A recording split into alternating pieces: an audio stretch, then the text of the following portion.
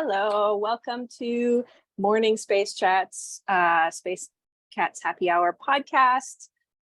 We are recording this, well, I'll get to that in a second, but you can watch the video recordings of the Morning Space Chats on Spotify, and you can listen to all of our podcast episodes wherever you find them.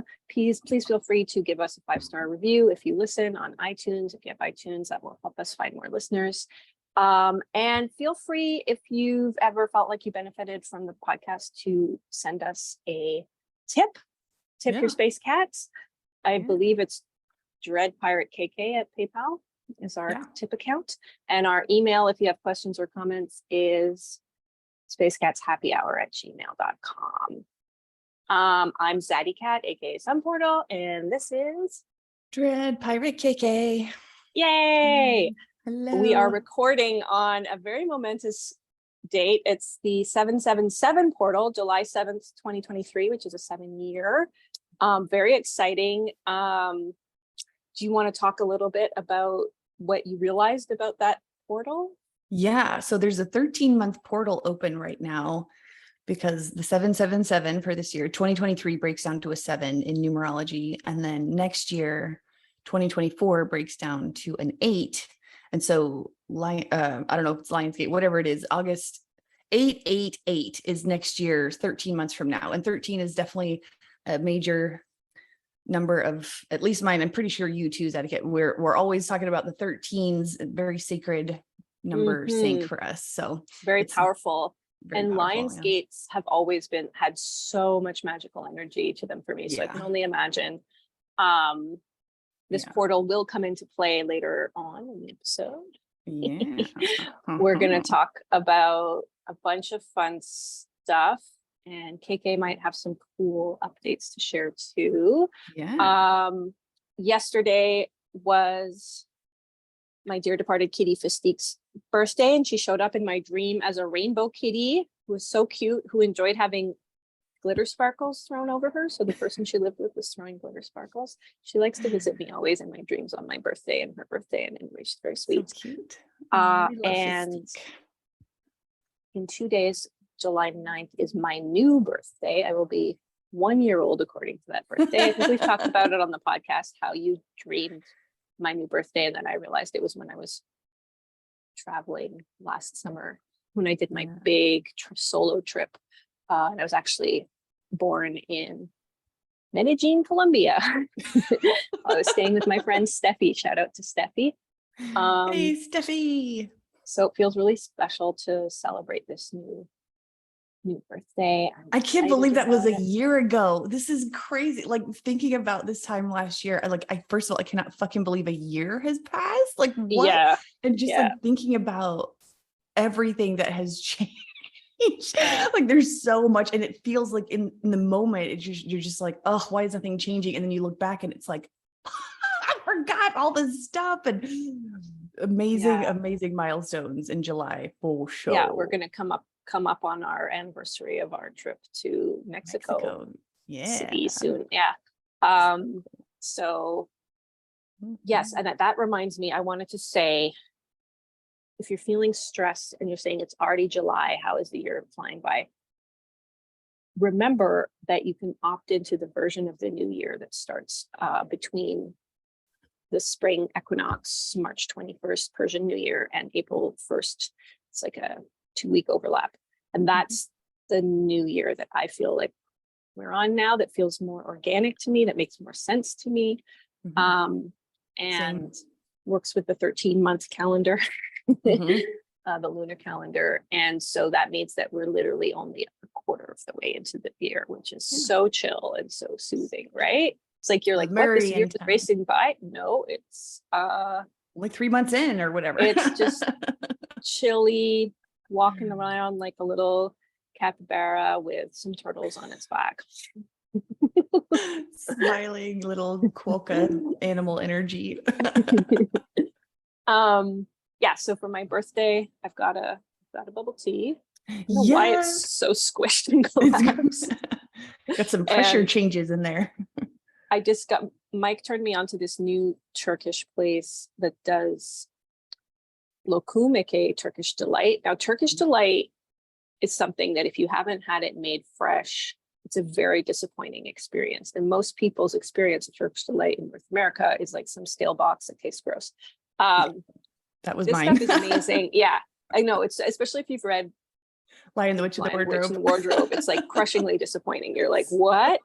But when they make it fresh, it's so delicious. And I got a sampling, and the one I had yesterday was full of like this dark chocolate cream. Anyway, it's just like super yummy and amazing. Some little birthday treats that, Good.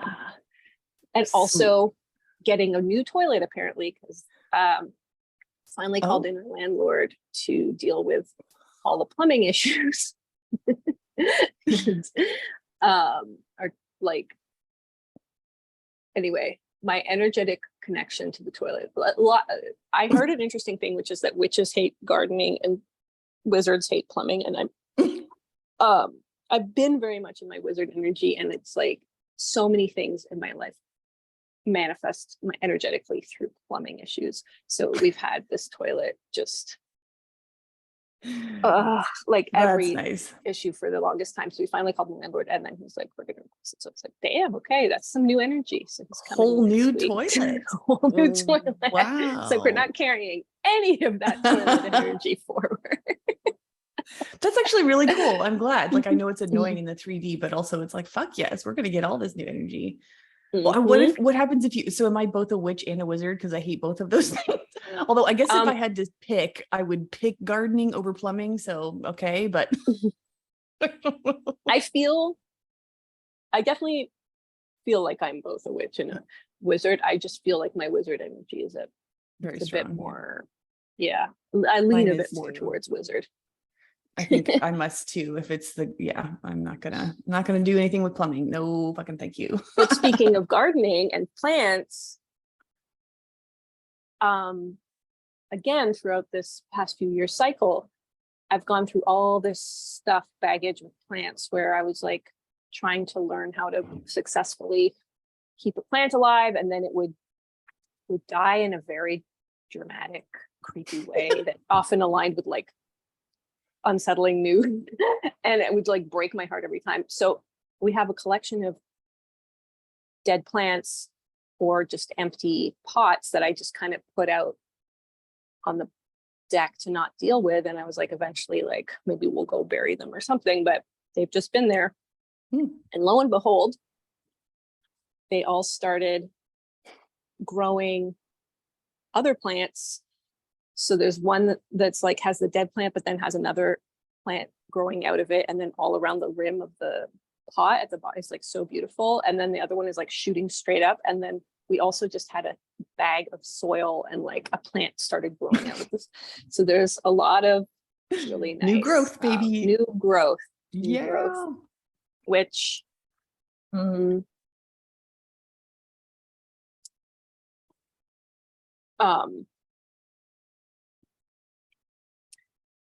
really interesting stuff happening around death. And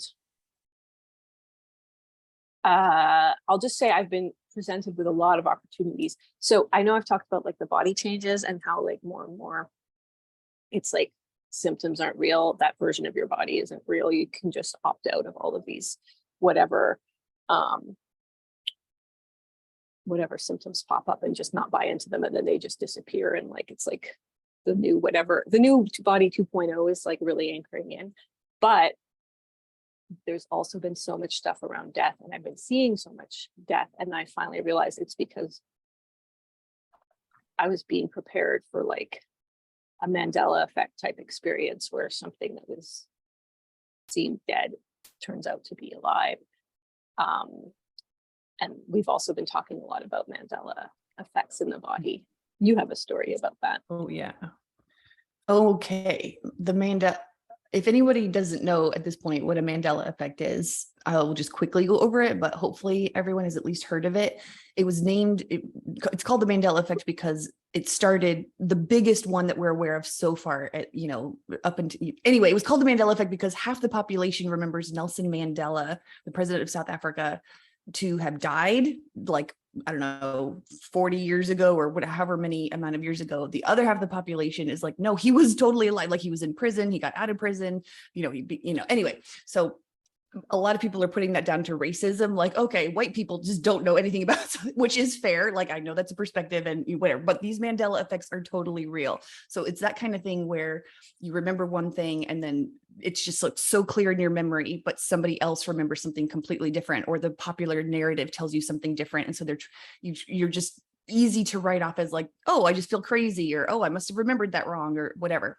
You're not remembering it wrong. You were on a different timeline.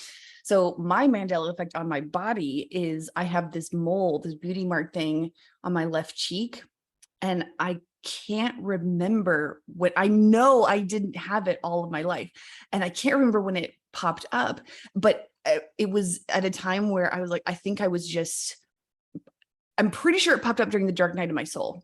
And so already Mandela effects are a little bit hazy anyway. So you're kind of just like, did I always have that? And then I remember talking to my mom about it and she was like, I don't know. And then we kind of faded out, like the conversation, we were completely redirected with like brain fog and stuff like that. So I haven't thought about it. I haven't really wanted to look at old pictures of myself because I'm like, if I really look, then I'm going to know, And finally, a couple of days ago, I was like, no, my mom had sent me some old photos and there's one of me and my grandmother, and I'm in, I think, college, like pretty, senior year. Definitely, I do not have anything on my face. It was absolutely definitely not there. And so that's why I'm pretty sure it popped up during the dark night of my soul, because you had been talking about moles and how one of the things you learned about moles was that it might be connected to like fungus and other people's emotions, et cetera. So there's a bunch of things it can represent. And I was like, okay, if it popped up during my dark night of the soul, which is basically when I like had this break in I could feel it inside where I was just like, no longer capable of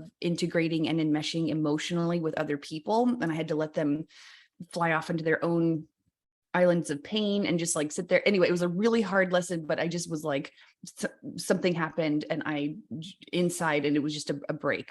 So I think this is a reminder to me of like, this is the moment, this is the you that is no longer enmeshed in that toxic empathy. So that's my Mandela effect on my own body. And also my teeth. I keep looking at my teeth. I'm like, those are not, they're my teeth, but they're not quite. Anyway, it's just really fucking weird. So if you're noticing like new moles or I don't know, just different things about yourself, you're definitely not crazy. These are Mandela effects. That haziness is such a big part of it too, because it's not like moles just don't grow and appear at different times in life and you'll get a new mole, but it's when you just like have no memory. Yeah, especially on your face. I had this on my thing. face. Yeah, I have a mole that just was suddenly there, and they're in matching positions. Like you and I both. It's like right, clear. It's center of the left cheek. Right? Yes. Yeah. Yeah, and it's hilarious. Like you have no memory of when it came to be. Yeah. Very, very tricky stuff. Part of the death not being real, and like, and if I don't know if I've talked about this, but what prepared me for this was I was listening to a podcast at the beginning of my awakening that helped me wake up, which was Synchronicity, Noah Lampert's, and he would often bring in information from Neville Goddard, who was like a mystic who traveled around in the 50s and 60s and stuff. And one of Neville Goddard's experiences was of walking down the street one day and running into a friend of his whose funeral he had attended, and the friend was alive, and he was like, hey, I went to your funeral, you're dead. And the friend got like really upset. And he was anyway. So yeah, it's they've been showing it to me a lot of dead animals, and I was getting really triggered. And then there's a little family of robins where suddenly from our back deck, we could see into their nest and we could see these eggs. And then I started to get really stressed out because of other things in the past that I was like, I don't want to watch like a bunch of little baby birds fly. Anyway, and then that I was like hovering around in fear around whether these little baby birds were alive or dead and whether the eggs would hatch or not, or if they were like stale eggs. None of it is like, it's just the circle of life. None of it is anything to get that upset about. Birds have lots of cycles of egg reproduction. But then, yeah, that's when the download came in that they're like, the reason they kept showing me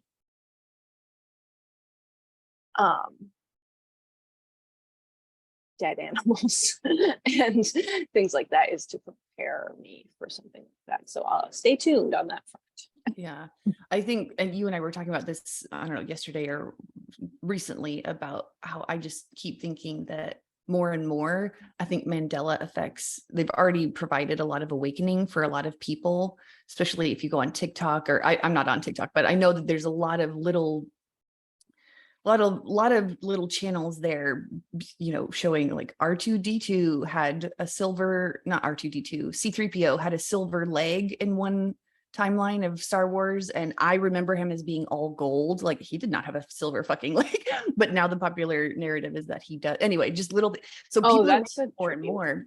And I think when it's going to be stuff like that, where it's pop culture or like something very important to a majority of, you know, the world or whatever it is, and there's a huge shift like that, and people are like, excuse me, what? And then also maybe with family members, I heard one guy talking yesterday about how his ex-wife, who he's still friends with or whatever, she and her family, her father had some major throat surgery and he'd almost died. Anyway, it was this like major thing. And so the guy talking about it and his family remembered the father-in-law having these surgeries. And at one point, recently they were talking about that, and the father who had the surgery and the ex-wife family, they were like, what are you talking about? That never happened. And it was just a very weird conversation, because everyone's like, I don't know what to do with this conversation. Like, you don't know where to go, because you are absolutely certain this happened because it did happen on your timeline. So if these things are happening for a lot of people, they're going to be like, there are major glitches in the matrix. So pretty cool, man. It's very disturbing to people, but it's also interesting. As you were talking about the actual Mandela effect with Nelson Mandela, I'm like, that's huge. And that for such a thing to happen, and for the brain, like, it's just really trippy, because psychedelic reality, like fluid reality, is always happening around us, but we just find ways to like compartmentalize and sort of like put blinders on and just not think about these things that are blinders, unanswerable, like that, like what? And so it's like people just like shove it away and just keep carrying on and like find ways to try to rationalize and stuff. And anyway, it's just so much of our time is spent denying just how loopy reality is always, like the quantum reality. And I mean, we were having a whole conversation about major Mandela effects that may or may not come into effect around history as we merge onto gentler and gentler timelines in the present, which will have gentler and gentler histories attached to them. So it's going to be interesting to see how that plays out, for sure. I know. I can't wait, because this is just coming faster and faster for reals. We're just collapsing all the old timelines that don't need to play out or whatever, and just merging with. So it's not like these things never happened. They just didn't happen on the timeline we're merging onto. And so it's not that your memories are wrong, which is the trippy part about it, because we're just remembering our multidimensional selves. It is possible to have parallel lives. And, you know, that's what's going to open all of us up to expanding what physics is and science in general and spirituality, and how they all kind of come together. And it makes sense that they should be together, because they both explain the same things with different vocabulary, and they can, you know, help each other grow. And it's, I don't know, I'm excited for those developments. And from my experience, the thing that the ego seems to have the most trouble with is obviously just that there not being one version of truth that you can rely on or draw on, or like universally proclaim to be the truth. But also morality wise, there not being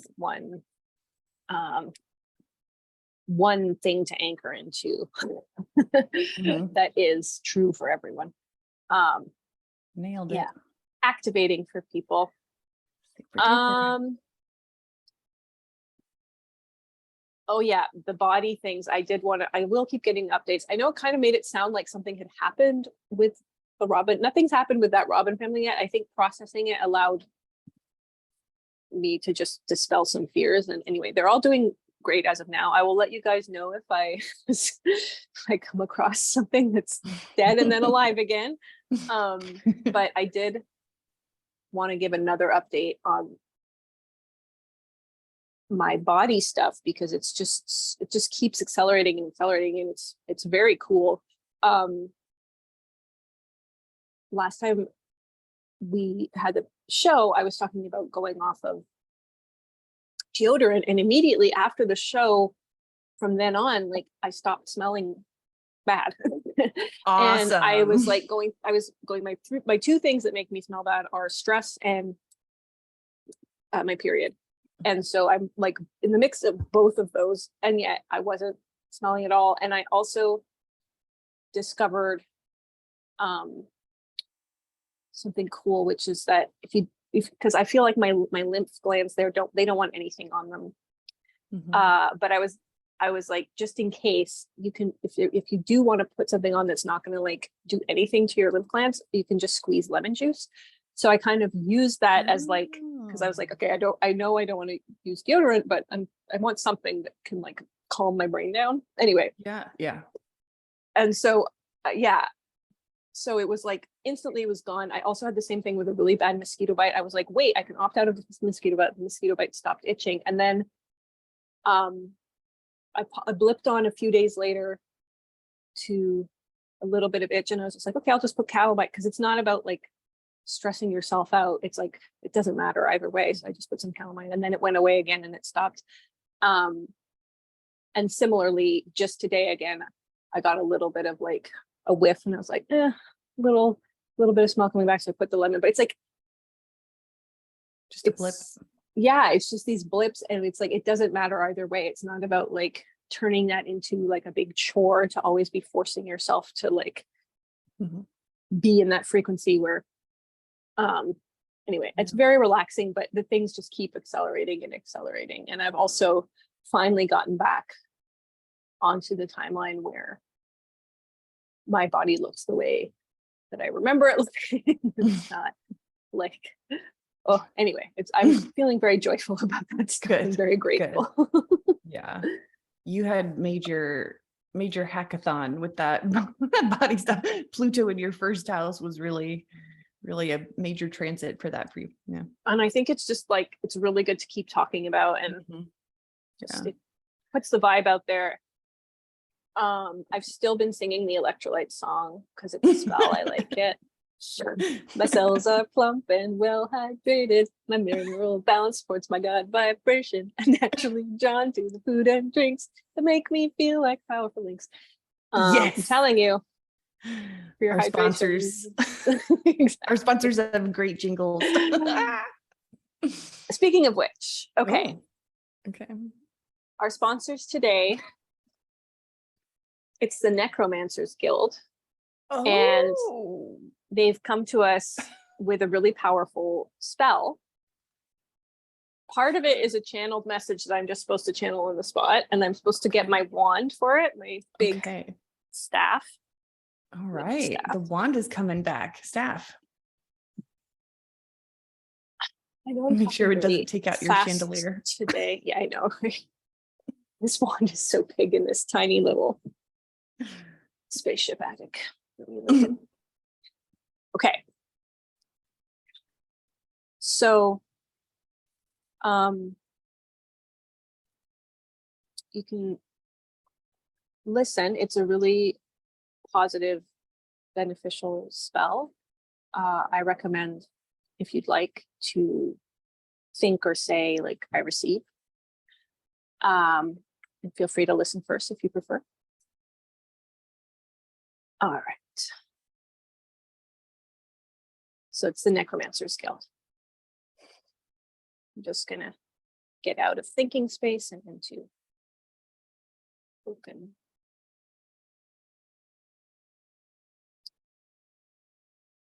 We, the summoners of the dead, magicians of the night, come to you on this portal of ultimate integration to cast an all-powerful spell of lava and ice. Thrice we knock, thrice the cock crows, thrice the dead rise, thrice the moon grows. Open the gates, watch the sky glow. For heaven on earth, its seeds we shall sow. Auro bo teo di magico le imanti de aurobo de imano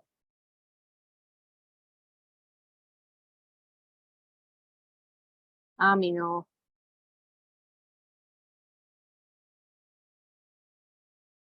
onto deonto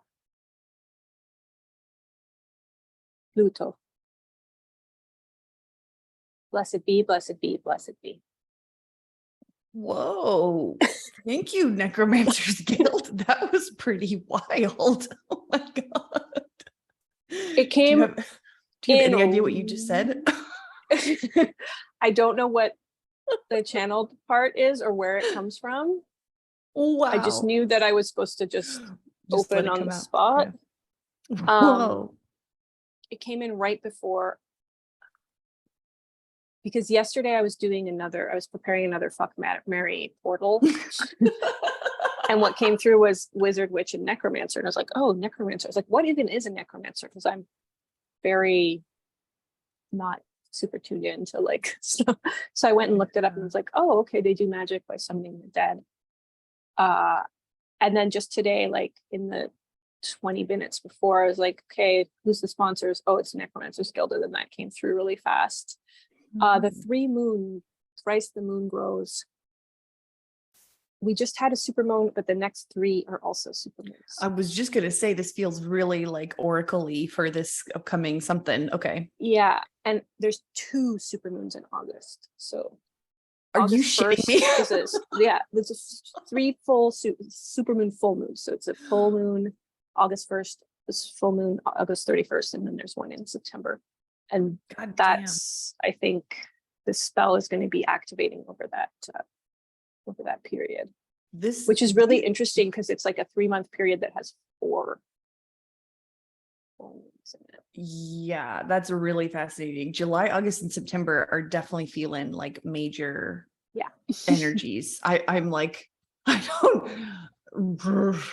Also, it said thrice the dead rise, so I know you were really getting some. We'll see dead stuff coming back. Yeah. Now I watch just can't the wait. Sky glow. We'll see. I'm excited, dude. I know, right? Whoa.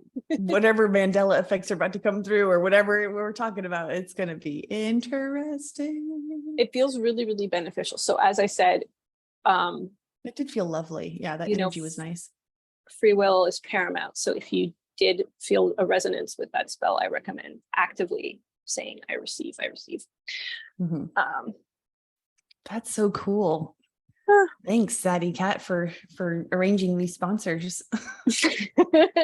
I have so much fun with the sponsors. It really, I know. and it's always super fast and easy too. Yeah. Very awesome. You're very good at them. Thanks. So that said, fuck Mary portal to another dimension, Wizard, Witch, Necromancer. Well, in my history of fucking the weirdos and the crazy darks, I will definitely go with the Necromancer for the Yes. Yep. I'm gonna probably marry the witch because I already feel more wizardy in general. Like I want to be a witch, but I am to a certain degree, but I think a witch would be really cool to have, with the herby stuff and the stuff that I just feel like I can't do. I'm sure I can at some point, but I just don't have the energy. So sorry, wizard, we share too much of the same stuff. So you get to go through the portal, but with love. What about you? Okay, you gotta do it too. Yeah. I think oh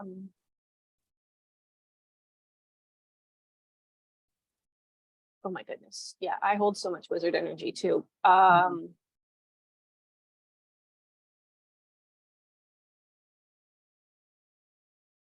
think I want to fuck another wizard. Cool.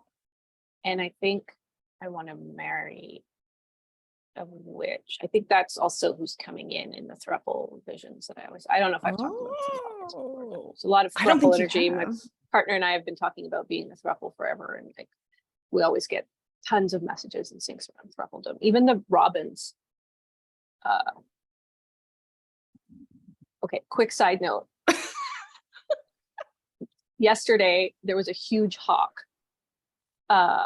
Not in the tree with the robins, but in a tree like just when I was out on the deck, like just across on another house across. So very close. And the robins were like, no, it was very much like, we are protecting our eggs. So one of the parents flew into the tree and like was like screaming at the hawk and actually got it to leave, which I was like, oh, damn. Good job. And then I looked down and the other one that was in the nest was like, had this super vigilant stance, like, but then there was a third one up in the tree that was also like looking around. And then later last night when we went out, it was feeding time because it had just rained. And I was like, wait, I think there's 3 robins circling in because they kept flying away and flying in. Anyway, so I think it's a robin throuple. I think Anyways, so too. so calling in the witch for the throuple. Yes. I mean, I would fuck a wizard or a necromancer. Either of those seem like potentials right now. But I guess that occult stuff, maybe I should go for the necromancer right now and just let the wizard go because I hold that energy too. Yeah. But it's kind of an either or for me. Makes sense. Yes. Okay. Okay. Are there any of your updates that you were talking to me about that you would care to share? Yeah. And first, I think I want to just talk about how we're doing this a little bit. It kind of might help me frame like what I'm going to be saying or like how it's going to come out. Because first of all, I also don't exactly know what's going to come out. So we'll see. But we talked last time or whenever I was sharing the updates about like the submarine thing and the financial shift and all that stuff. And that was hilarious because I was already, I don't want to make, this is not meant to make you feel bad at all or anything, but I was already super nervous because I felt like I was, conspiracy theorist, right-wing weirdo, stuff that I've always judged as being like, nothing, not for me. So I'm still getting used to this. And then like, I spew out this whole big thing of like, I don't know. And then this ritual and this conspiracy theory. And then there's this excruciatingly long pause. And you're like, yeah, I don't think I have anything else to add.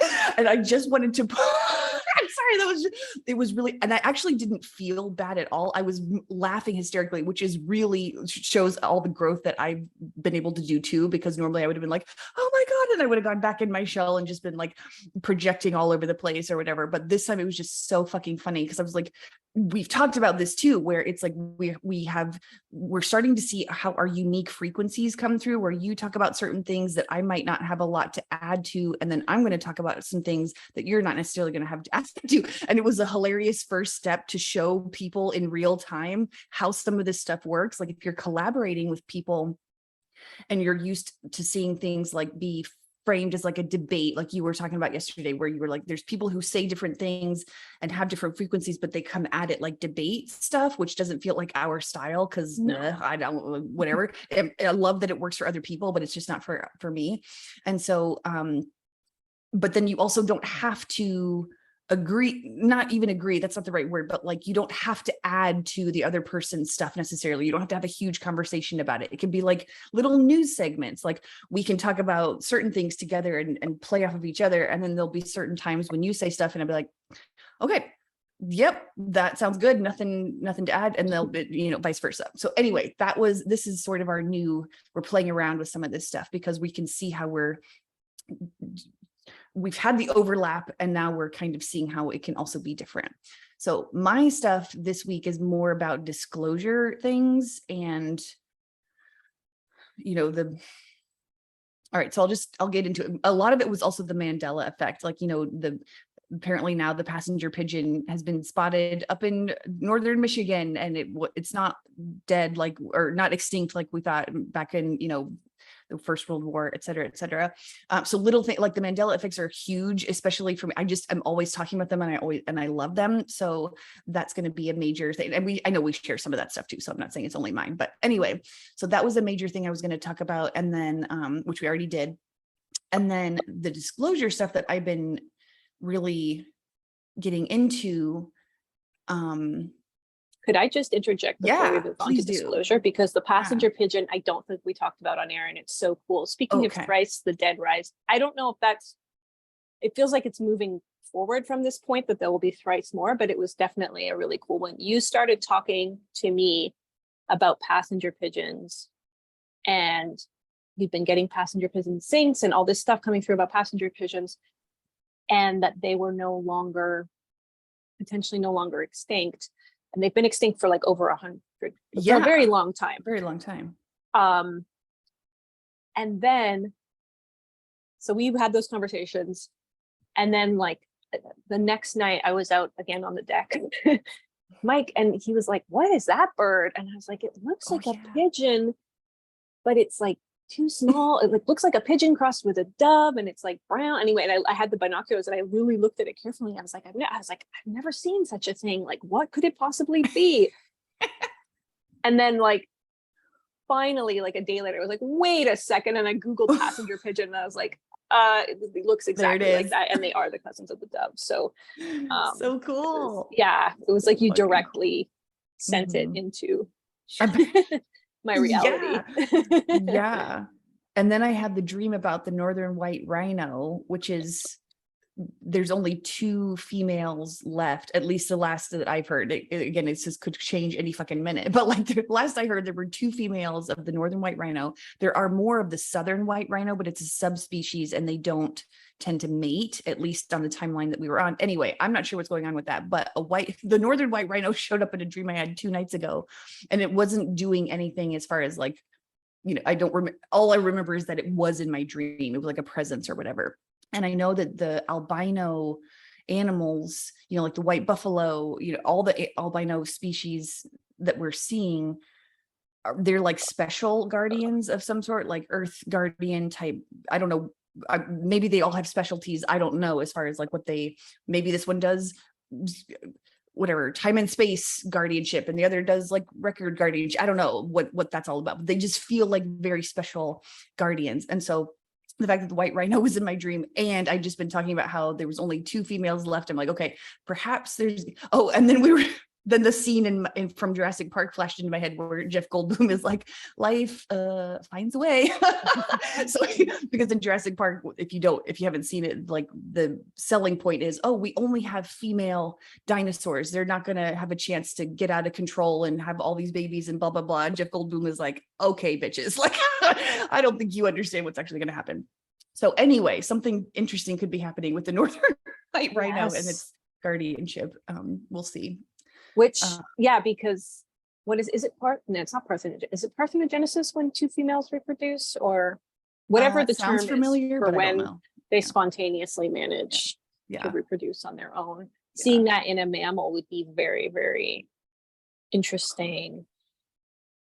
There was something else.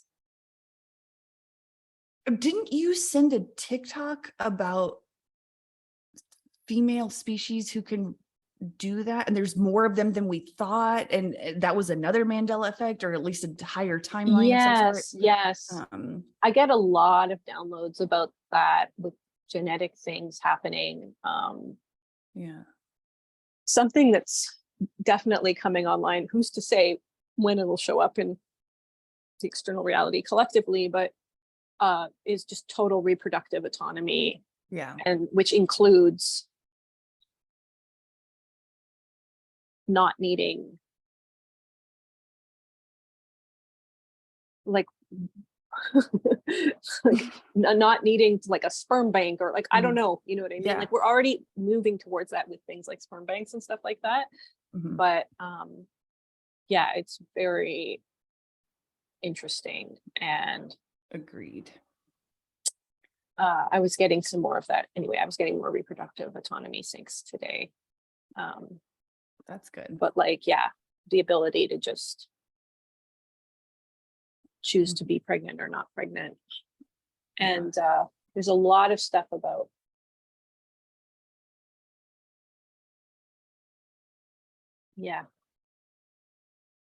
I don't know. I don't know what happens to sex and gender in the future, but it seems pretty trippy.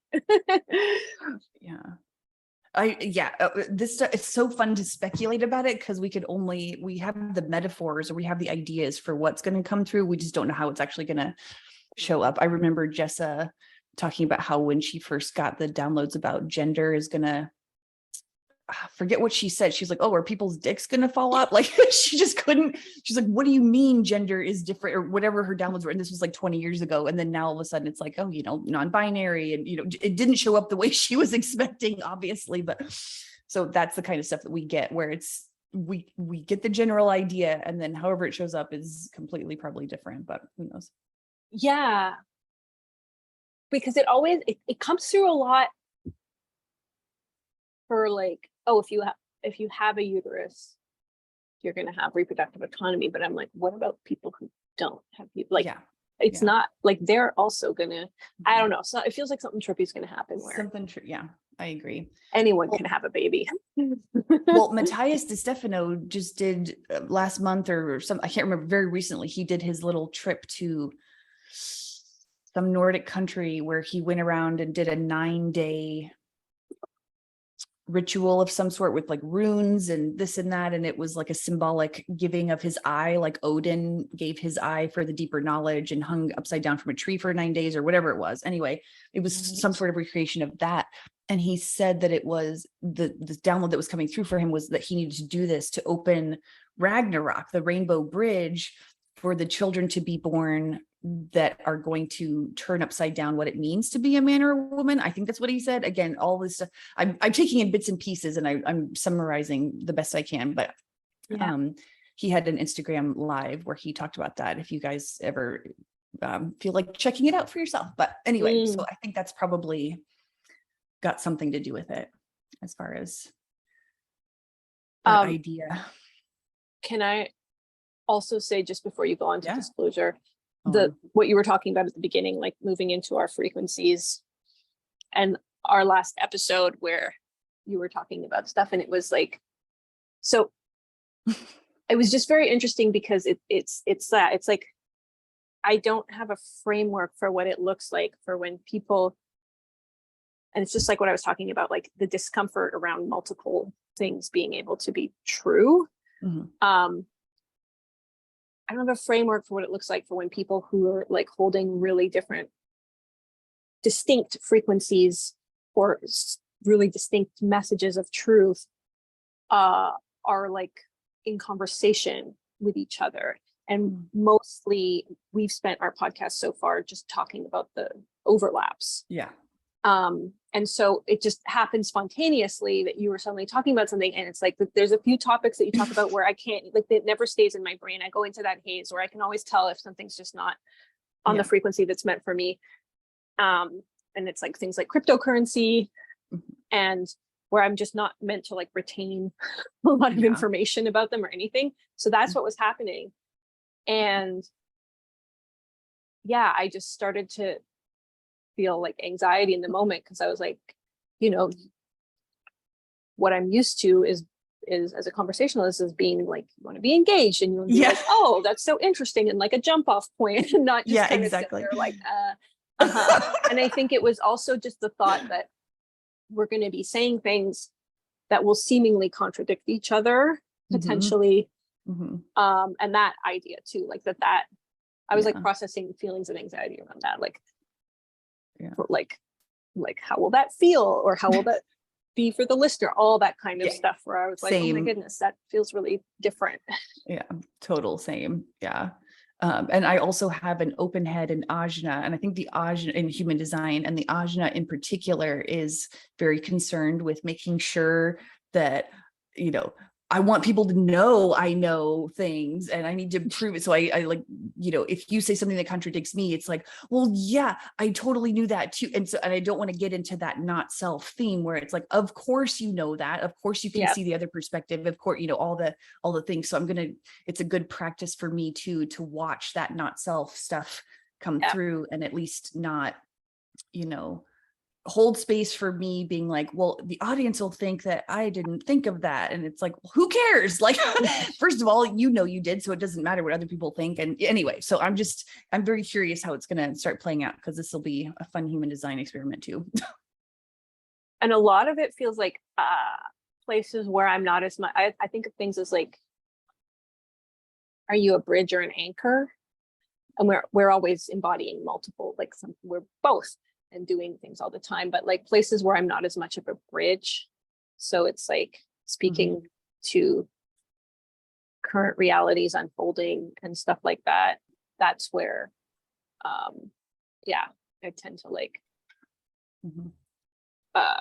start to like not, the info doesn't penetrate as much. Whereas like you're doing like important bridge building work of like literally what's actually happening in our current timeline. And like, yeah. So interesting. We're going to be playing with this one for a minute. So let's see how it goes. It'll be all right. cool. Sorry. Okay. So disclosure. Okay. Disclosure. So I watched Stephen Greer's press conference that he gave in like, I don't know, June 15th or 16th or something like that. It's on YouTube. It's free. You know, there's not even any ads. It's really great. Also, there's a train going by and I'm just like trying not to think about how loud it is. Oh my God. So if you don't know who Stephen Greer is, he's a medical doctor who has started this disclosure project. Like he's created this thing called CE5 meditation, which is Close Encounters of the Fifth Kind meditation, where it's like you're connecting with aliens and just beings of all kinds in the fifth dimension and rooted in love. And the only thing about his stuff that is, I mean, there's some stuff that doesn't resonate or whatever. But he is convinced that there is no such thing as a bad or negative or regressive alien. They're only good aliens and they're only here in love, and the only bad stuff that's happening is humans and blah, blah, blah. And I agree with him to a certain extent, especially because we have removed all of the regressive alien, like, I don't know, leaders, upper management, whatever the fuck you want to think of it as. So they're no longer here. And the darkness that is still here is, yes, inside humans, etc. But he's been doing this for like 30 years and he's had that same, and we've definitely had, well, in my opinion, in my experience, we have had negative regressive aliens here, you know, helping shape the world and the false matrix, et cetera, as it has been. So take that as you will. I don't know, but he's very, very much involved in this disclosure. He's got like 8 terabytes at this point of like whistleblower testimony. A lot of them are military people. Some of them have given their names. Some of them have, you know, withheld their name just because they're afraid of all the retribution and everything they've all been threatened with, like, you know, death even, or ruined career, or whatever it is that they've been threatened with. It's getting easier and easier now, which is what his press conference was like 3 hours long, because there were actually people there who wanted to talk about it and talk about their experiences and share what was happening publicly. So it was really cool. And you can use your own discernment on this stuff as far as like, does it feel true in your body when these people are telling their stories? And to me, they all felt true. Like I could see the like the real fire, the emotion, whatever. Anyway, so he's presented all of this stuff to like Congress and oversight committees and all the things. And he's like, this stuff has to change now. Like, we need disclosure now, because all the technology that's being hidden from us is stuff that will solve world hunger and all the pollution and all the things that we're seeing now that are terrible, like the medical stuff, you know, the technology that we have currently that is not being released to the public can help solve all this stuff. Now, I agree that it can't all come out at once, because like this whole awakening process has really given me insight on like my system as a whole, as far as like it requires electricity, and you can definitely like short circuit, you know, if you get some information that's really changes your worldview too much, you can just literally it's really kind of not dangerous as in something I'm scared of, but like I see why these things have taken a long time to sort of unfold, especially for me when I would get impatient. I'd be like, just show me everything already, motherfucker, you know, and it's like it happened the way it happened so that I could have an easeful experience as much as I could have. So anyway, it was interesting that he had said something about how like this has to come out and be whatever's big changes need to happen this year within the next 6 to 9 months is what he was talking about. And it felt interesting to me because that's what I've been feeling as far as this year as well. Like things, it's already started to happen as far as like, you know, people, more and more people are waking up to being like, oh, there's something off here, you know, like we all can sense it. And it's whether or not you want to look at it or if you want to stay asleep because your life is the way it is and you enjoy it the way it is and you don't want things to change it and you enjoy like your routine and your job and all that stuff. And that is perfectly fine. And those people do not have to wake up. Just don't shove anything down anyone's throat. And I need to tell myself that too, because I get so impatient sometimes. I'm like, but don't you see? I'm like, no, just calm down. They'll get to it on their own time because it's based on everyone's, you know, their own system, their own plan, etc. So I've definitely been feeling like major shifts are happening. And I know all this stuff kind of started in 2017 during that eclipse where the New York Times published, or somebody published an article about aliens and UFOs and how the Navy, I think, was admitting that they had it. Anyway, little bits, they kind of put these out there as breadcrumbs to see how people are going to respond, to just kind of like make sure that it, you know, we get the information slowly and surely. And also there's a ton of soft disclosure. We've already talked about this, you and I, Zadikat, about like, you know, the stuff that we're seeing in Netflix shows or movies, like all the Marvel movies. You know, I don't really enjoy the Marvel movies all that much anymore because they're so, I don't like the writing. I don't like some of the storylines, but those abilities, those kinds of things that are possible are absolutely there in the movies. And it's just also the inner earth stuff. Anyway, so it's already happening. It's just like whether or not you want to wake up to it and be like, oh, am I crazy? Or, oh, does this actually have a possibility of being true? So that was a big thing that was happening with Stephen Greer. And then there's also, he has not mentioned this. So I've learned about Solar Warden through like Alex Collier and Jean-Charles Moyen, Alex Collier is an Andromedan contactee who's been doing this again he's been doing this since the 90s, like started speaking up because he has Andromedan contacts and he was ridiculed. He's had a rough road, but he's had the same messages over and over. And to me, his information feels true and resonant. So anyway, and then Jean-Charles Moyen is a French guy who was recruited into the French secret space programs. All countries have secret space programs, in case you didn't know, or at least most countries. And so he was recruited into the secret space program in France when he was like 12. And so sometimes they recruit children because they're also trying to save other children, and they know that children will respond to other children. Anyway, so there can be good secret space programs and there can be very negative secret space programs. And there are plenty of stories about both, mostly the negative ones at this point, because we have a real dark history the past little while in our collective. So I don't know a whole lot about Solar Warden. It is, I'm just piecing it together, so I could be wrong. And if anybody knows about this stuff, feel free to like contact me and let me know what the fuck you know about it, because I would love to have more information. But anyway, it'll come to me when it comes to me. I'm not like, you know, worried about it. But from what I understand right now, I think Solar Warden is this fleet of spacecraft that the United States has. I don't think it's worldwide. I think it's the United States, and at this point, maybe France as well, is working together with these technologies. And I think that it was a negative secret space program at first, but now that I've heard about it kind of in recent videos, it sounds like maybe it's been turned over to being part of the light military kind of stuff. Like it's not just offensive military, it's defensive military, and then also scientific and research and development, that kind of stuff. And so it's all of this technology that has been hidden from the American public or the world. Sorry, I keep saying America like it's the fucking world. I need to not be a dumb American. But anyway, it's been hidden from the world, but in particular, because it is an American space fleet. And that's why Space Force was created when President Trump was in office, because they needed something as like a soft landing to introduce Solar Warden that has been there for however many years at this point. And so we're like, okay, if we have a Space Force as a military branch, we can then be like, oh, and by the way, look at Solar Warden when we finally need to introduce those motherships or whatever. So that's what I know about this, but you can find information about Solar Warden. I was kind of looking on the Wikipedia last night. I was like, I don't know. I don't understand. I think the pieces of information that are coming to me are just coming to me as I need them. So it's little dribs and drabs at this point.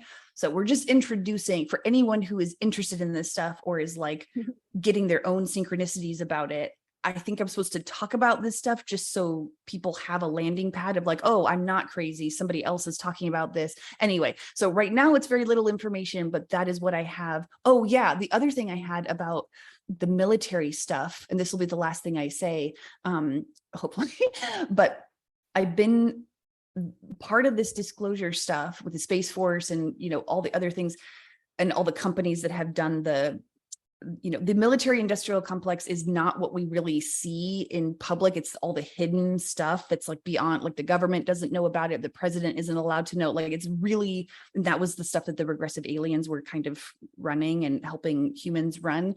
So think companies like BlackRock and Raytheon and all the ones that were all just like, oh, you evil motherfuckers, they're building all these crazy things. They're seeing the way that this timeline is unfolding, and they know that everything is moving towards like decentralization in the finance stuff, like cryptocurrency, and they can't stop it. They're not supposed to stop it because this is literally the plan that we all agree to. But anyway, they're going to start working on behalf of humanity, but it's going to be based in their own greed, which is hilarious to me. So they're going to want to make money, continuing to make money, but they need to do that by serving humanity because they know disclosure is coming, all these technologies. So they're going to start coming out with what they've been hiding and releasing it to the public or whatever, because that's the way to continue making money for them and the way to continue hoarding their wealth. But at that point, even though we're all going to be like, no, the rich are going to get richer, like, fuck you guys, blah, blah, blah. It's not going to be like that. Like, yes, they might get richer, but also so are we. Like, it's like a rising tide. Everyone's going to move up.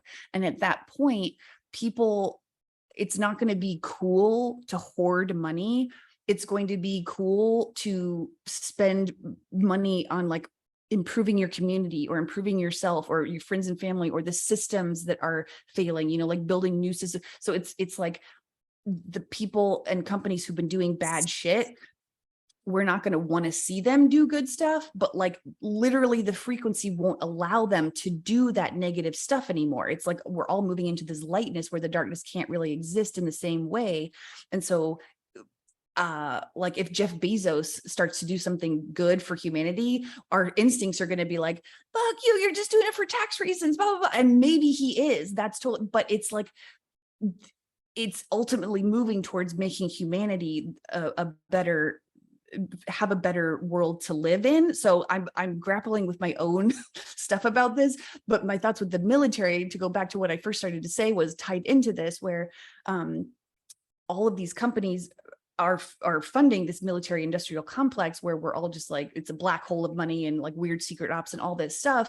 But what's going to happen is they're still going to be necessary, but they're just going to be flipped into like building out these new technologies. They're very organized. They can like go out into the world and like start building these new cities, these new, like we can use their structure that they have already. And I feel like they're going to start to become not necessary in a fighting way, because war isn't going to exist in the same way that it does, if at all, eventually. And so it's going to be like the Swiss Guard at the Vatican. Like, even though they have these ridiculous outfits or whatever, everybody knows you don't fuck with the Swiss Guard. Like, they're the elite of the elite. Like, it's just, so that's what I feel like the military will become, is this like really cool guardian, nonviolent guardians. I mean, they can be violent if we get an invasion, but it's kind of like the Swiss Guard. You're not going to attack the Vatican because nobody wants to mess with, like, it's too much energy to figure out how to mess with the Swiss Guard, that kind of shit.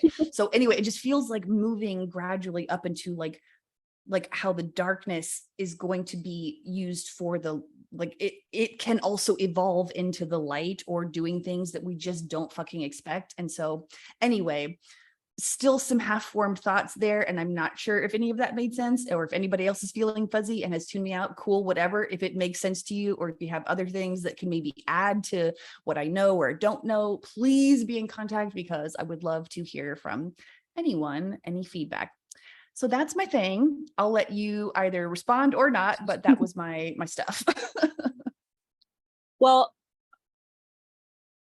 I just basically, because my frequency is so much about cosmic or compassionate neutrality, I just feel like that totally makes sense, because there's no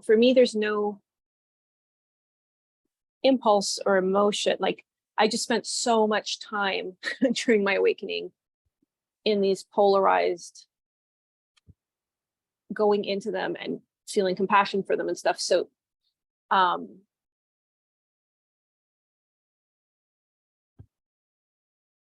they just don't hold that charge for me anymore. So the word greed, it's like, it makes sense to me that if you neutralize the charge of all of those,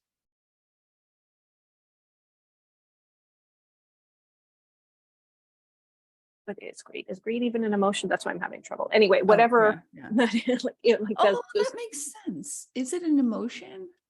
It has to be, because it's rooted in lack and scarcity, because you want more and more because you think so, and that would be like fear of something. So yeah, that makes sense that it would be an emotion. Oh, I never thought about that. That's cool. Yeah. I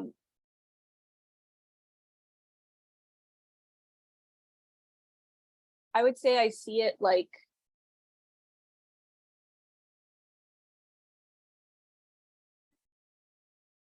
how do I see it?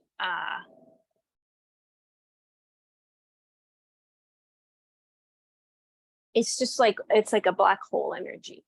Yeah. That just takes in everything. So yeah, I wouldn't even personally say for me that it feels rooted in lack and scarcity. Although I agree, like in human experience, it is. But I see it like it's that black hole thing. So it makes sense that the solutions would come from as well from there. Like once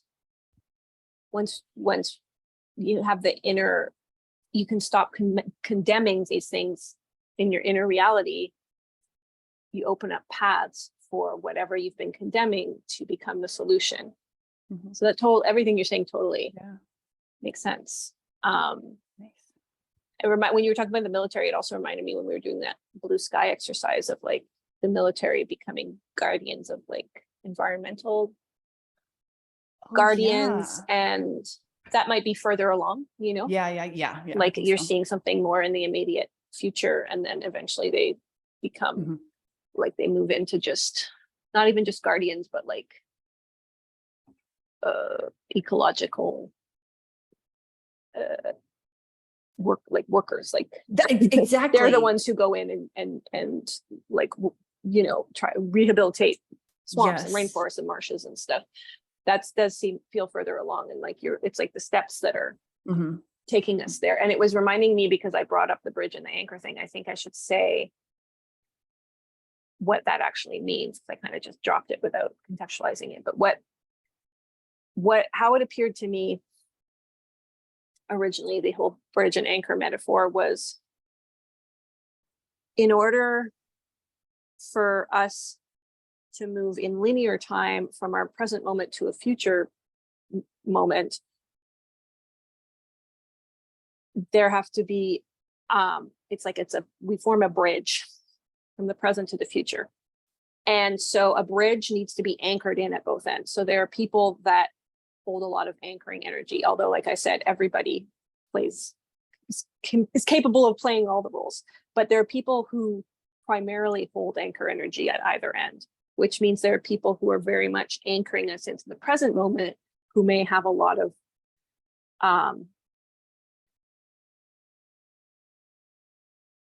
resistance to change energy. And then people holding a lot of the energy of the whatever future moment, who may seem really spaced out and not tuned into the current reality, but they're not supposed to be, because they're holding that. And that shows up in so many interesting ways. Like people who do a lot of any kind of drug, or people, schizophrenic people, all sorts of things, is sitting in that future reality. And then along the bridge, everyone's holding hands to form the bridge, so that the bridge is a bridge, so that it's not falling apart all across the bridge. And so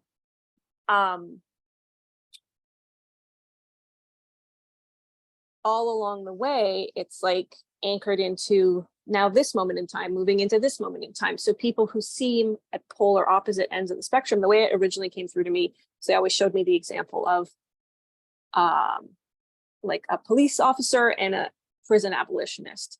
And it's like on the bridge, they're actually holding hands in that moment for us to move to the next moment towards the future, even though you would think that they would be nowhere near each other. And in fact, they're simultaneously also, one might be more anchored into the current reality and one more into the future reality, but they're also holding hands on the bridge.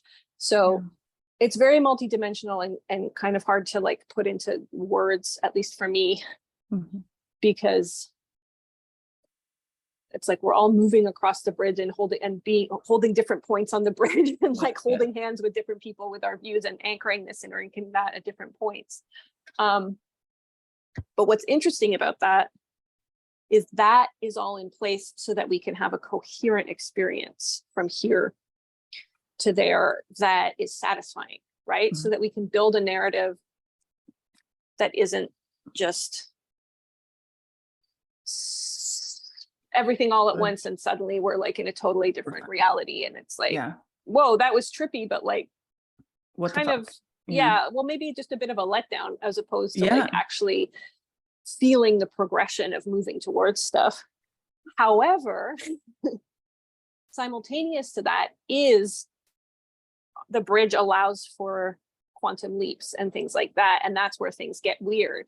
But it's just like we've set things in place so that it doesn't get so weird that the game becomes not fun, because it's like it's just so loosey goosey that we might as well be if you're playing a game and then suddenly there's no rules anymore, and it's like, is this even like okay?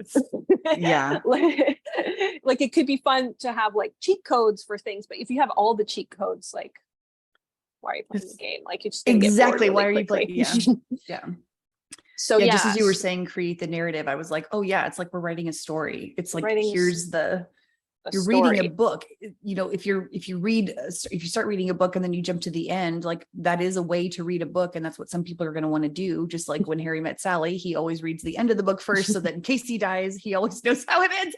But like other people want to read from start to finish, and it's fun that way. And that's why it's really helpful. It's helpful. Everybody is serving their purpose that they need to serve. Exactly. For us to play out the narrative and build this bridge. But it's so helpful to have people who can go into a point on the bridge and create a timeline that's like, okay, I can see how this would happen, just like with everything you were saying, disclosures, and like because our ideal reality that we're moving towards and want to experience is something that is like much more balanced and light and joyful and harmonious.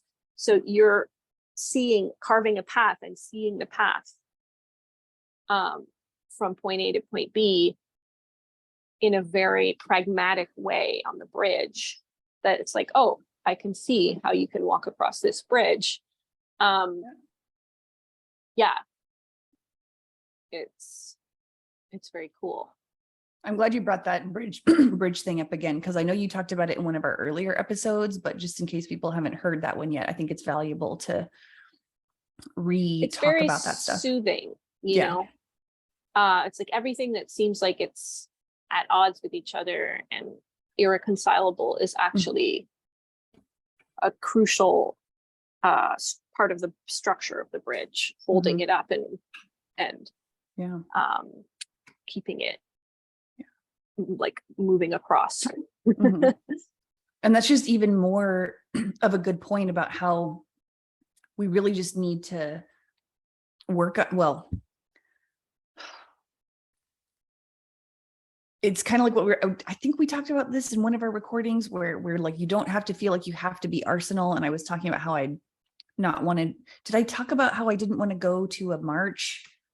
And somebody, okay, yeah. Anyway, my point is like, if you just to make this easier for yourself, if you're listening and you have no idea what I'm talking about, I'm just trying to say very awkwardly, and I don't know why I'm having so much trouble saying this, but no judgments of yourself for not being a certain way. Like if you think you should be doing something the way someone else is doing something, absolutely not. You should be doing your own thing, because again, like Zadikat was saying, it's just a different part of the bridge and it's a different energy and it's necessary. And if you don't step into your own frequency, you can't play the role you need to play to build this bridge. So it takes some work to get around. Like I said, I beat myself up so much for not being more Arsenal and wanting to do protests and that kind of thing. And I'm like, that is not my fucking role. And now that I'm in there, I'm like, oh, I feel so much better. And I'm also not judging other people for doing their part of the bridge building. Like Zadikat was saying, like the police person, it's like, I don't see them as, I don't love all the stuff that we're going through as a collective right now. I don't, the violence, it's really, like I said, we have preferences, even though we can also see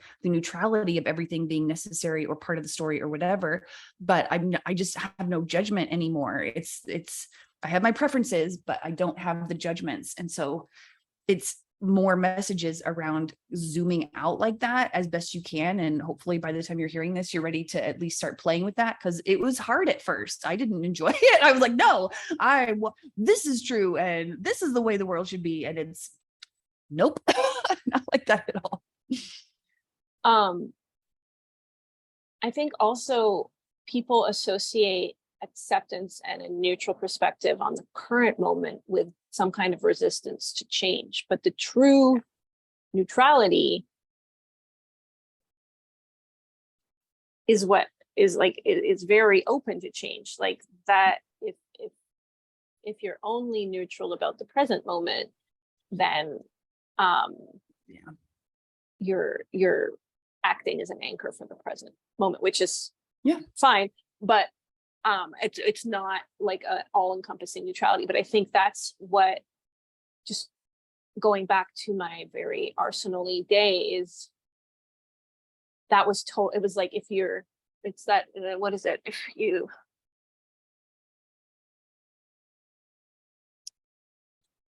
it's like messages like, if you're not actively fighting against what's happening right now, then you've taken the side of the oppressor or whatever. It's like, it equates the neutral perspective with like complacency or whatever. And it's that the neutral perspective that actually allows things to fall apart, because you're not holding on to them so tightly. And part of that falling apart is, the idea that of oppressors and oppressed and people being on different sides. Part of that, so it's like that very dual understanding of ourselves as separate from each other is also falling apart. Oh yeah.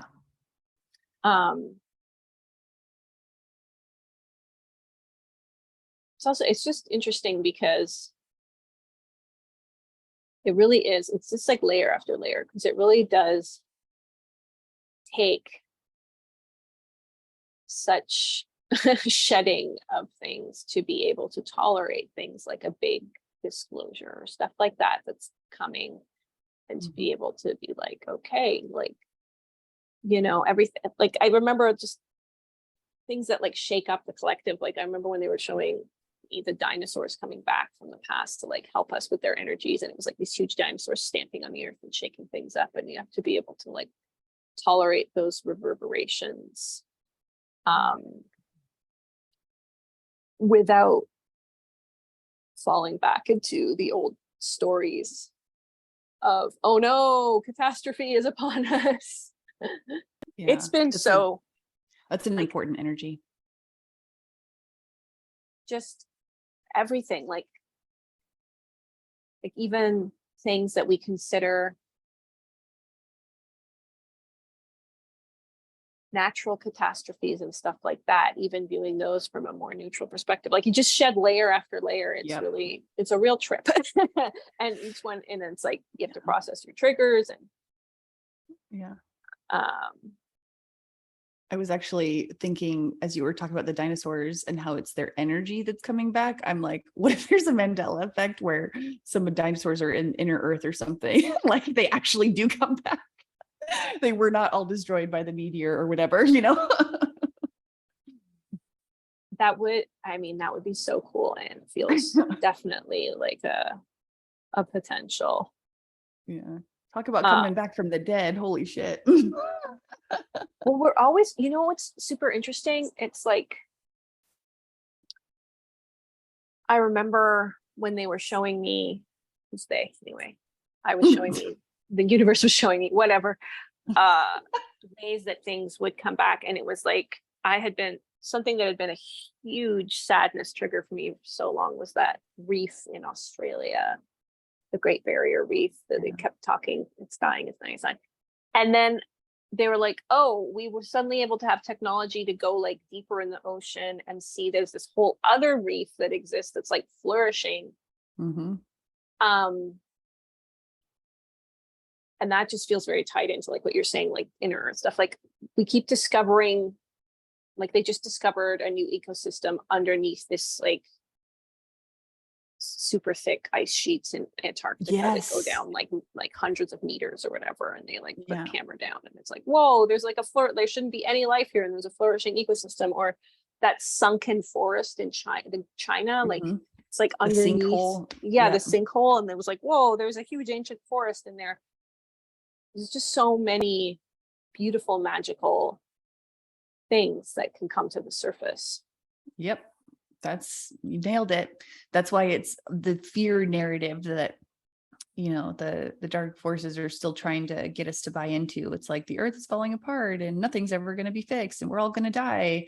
And every day practically there's something new that's like, but also there's this other thing that we suddenly discovered was possible or whatever. And that is just going to be more and more, because that's the timeline that we're on, and we're just uncovering the awesomeness of the timeline that we're on.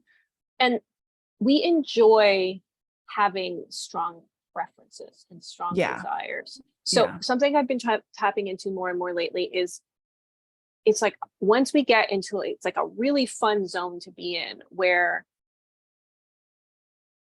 we have that sense of sovereignty and like security within our community, so we don't constantly feel like we're under threat of someone else's way of being threatening ours. We're like, no, I know my way of being is assured, but we can still enjoy not liking people. Anyway, it was coming through very strongly. This is a new story that's come to me to write.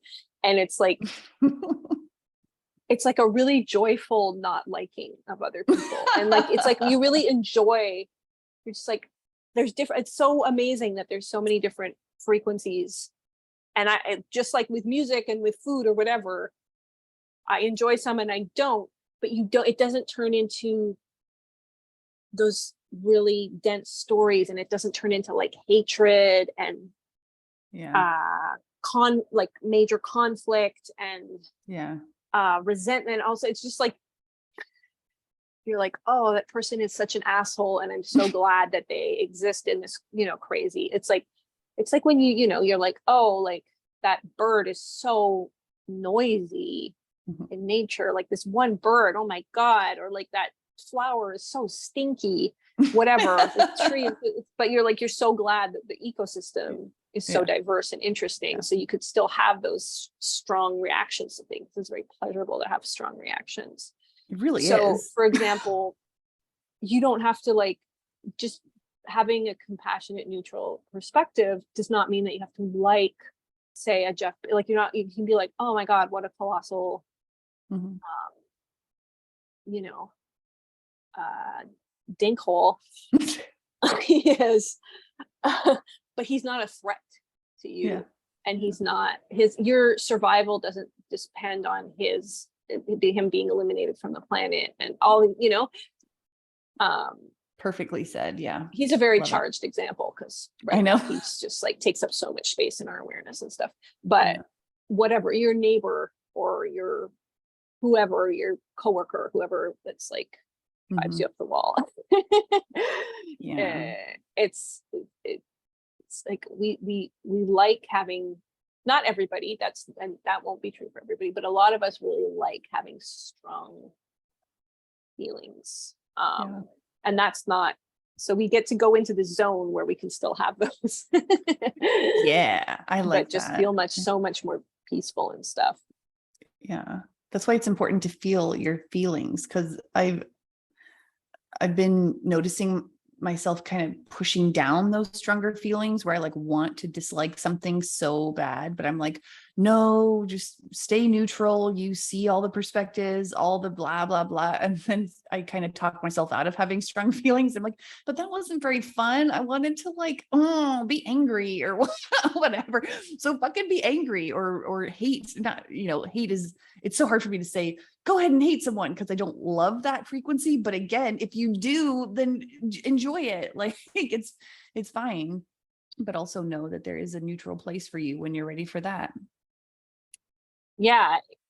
It's like I'm in such an interesting limbo right now because it has brought me it's brought me a lot of like pleasurable things and peaceful things and really nice stuff, to be able to let go of having so many strong opinions Yeah. about everything and strong feelings, and also to be able to just sometimes be like, these are the strong emotions of this region. They're not necessarily native to me, and just let them flow through in that way. And then simultaneously finding myself being like, I miss having strong opinions when I'm like Same. in that zony place. Yeah. I was thinking of talking about that today, actually. I know, like, I remember Jessa talking about, she's like, I miss making jokes about things. And I personally, I know. I still find jokes aren't, I don't find it hard to still make jokes, but like, I miss expressing a strong opinion, like really ferociously, and being like, Yeah. yeah. Well, it's so interesting how humor totally changes during your awakening process, because the things, like you said, like you would normally make a joke where it was like, yeah, and those are so fun. And I'm like, for a while there, I was like, am I just never going to be funny again? Like, I don't understand how to even have a sense of humor if I'm not supposed to judge things, et cetera, et cetera. But you end up like, to me, it's even more funny in a lot of ways how I can talk about things now. I feel like I am funnier. Not that I don't still enjoy like the jokes about, some of that strong stuff, but I also know that I can't really do that anymore, at least right now. Maybe I'll go back to being able to do that, but like my sense of humor is completely different, and I talk completely different, but it's also still me. It's not that I'm, it's not like it changed overnight. It was a process, but the sense of humor definitely, not to always bring things spells have back to words. my favorite show, Taskmaster, but I found that really fun for that, because it's like, Yeah. they'll be like going through whatever task they've been set out, and they will hate it so much, but it's like a silly task. Yeah. There's no stakes, but they're like, so there's like very strong opinions about absolute silliness, and there's also just a lot of absurdity and physical comedy to it as well that's coming online. So it's like different facets of humor are like more funny to me now. Yeah. Different facets of humor. That's exactly what it feels like. That's pretty cool. Also, That's perfect tie-in. The host, Greg Davies, you and I were just talking about him the other day, and I was saying how I find him attractive. And then I was like, wait, I find him attractive. It's like, Yay! I find someone attractive. It's just been so long. And anyway, it's also really interesting because I usually like people who are very much my height, and I don't really go for taller people much, but he's 6'8". He's so tall that he feels like a different species. And it's like, I know. I really like that about him. And anyway, I find him very, very sexy. He's just like such a roguish. Like, roguish is a good word very for that. at ease with himself. He's very open-minded too. Very attractive. Like me some great. I agree. And definitely also expresses strong opinions about people's performances of their tasks and the things they bring before him. Yeah, that one's fun. It's kind of fun to do. Rubbish.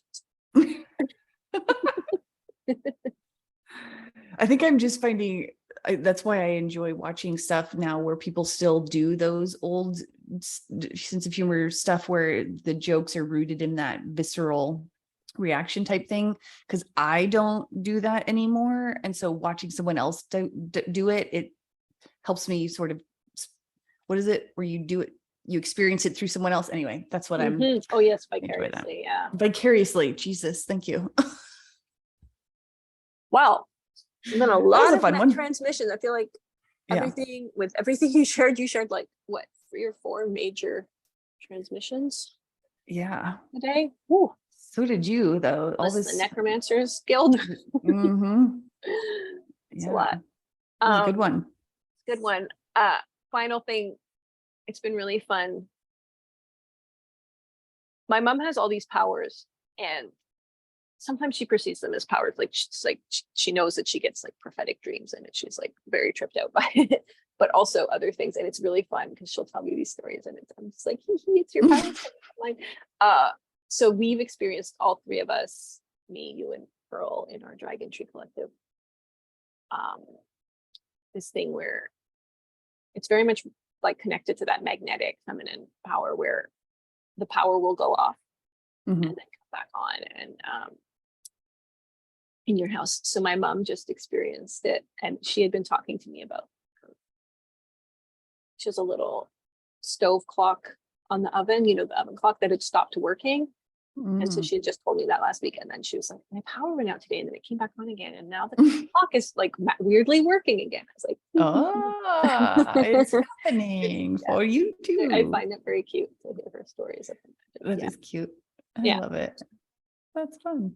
All right, Spacey Kittens, it's been great. Have a wonderful portal.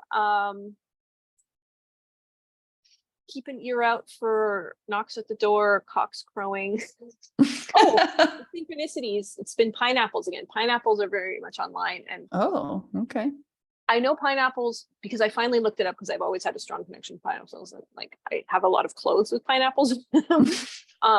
They represent a very like a cheerful attitude, but I was also watching a video about, they represent like a very interesting aspect of abundance, where back in the day in Europe, like a pineapple cost the equivalent of like $8,000, and they were like this symbol of like extreme luxury, and people would rent pineapples for the night just to be like look like they could afford a pineapple. So they would carry it around at a party but not eat it, and then bring it back.